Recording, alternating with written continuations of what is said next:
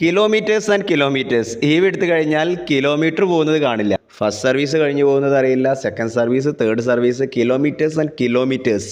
Petrol അടിക്കണ്ടല്ലോ, ചിലവില്ലല്ലോ എന്ന് വിചാരിച്ചിട്ട് നമ്മൾ നമ്മുടെ എല്ലാ ഉപയോഗങ്ങൾക്കും ഈ തന്നെയാണ് ഉപയോഗിച്ചുകൊണ്ടിരിക്കുന്നത്. അങ്ങനെ നമ്മുടെ ഫാമിലിയിലും എല്ലാവരും ഈ വണ്ടി എടുത്ത് ഉപയോഗിച്ച് കിലോമീറ്റർ ഇപ്പോൾ ഏകദേശം 25,000 കിലോമീറ്റർ കവർ ചെയ്തു.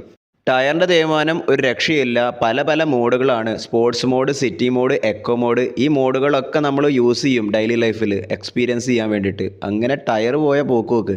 ആരും എൻ്റെ പോലെ ടയർമൊക്കെ നോക്കാതെ വണ്ടി ഉപയോഗിക്കരുത്. ഡെയിലി വണ്ടിയുടെ ടയർ ഒരു 1000 കിലോമീറ്ററോ 500 കിലോമീറ്ററോ ഓടിക്കഴിഞ്ഞാൽ ഒന്ന് നോക്കുന്നത് നന്നാവും. മൊത്തത്തിൽ കൈ അതിൻ്റെ ഉള്ളിലോട്ട് ഇട്ടിട്ട് ഗ്രിപ്പും കാര്യങ്ങളൊക്കെ ഒന്ന് എന്നും നോക്കി വെക്കുന്നത് നല്ലതാണ്. പിന്നെ ഏകദേശം ഒരു 5000-6000 കിലോമീറ്റർ ആകുമ്പോൾ ടയറൊക്കെ ഒന്ന് കൊണ്ടുപോയിട്ട് വീൽ അലൈൻമെൻറ്റ് ചെയ്യുക. അതുപോലെ തന്നെ വീൽ റൊട്ടേഷനൊക്കെ ഒന്ന് ചെയ്യുക. അവിടെ ക്യാഷ് പോകുന്ന കാര്യം നിങ്ങൾ ആലോചിച്ചിട്ട് അലൈൻമെൻറ്റ് ചെയ്യാൻ വിട്ടുപോകരുത്.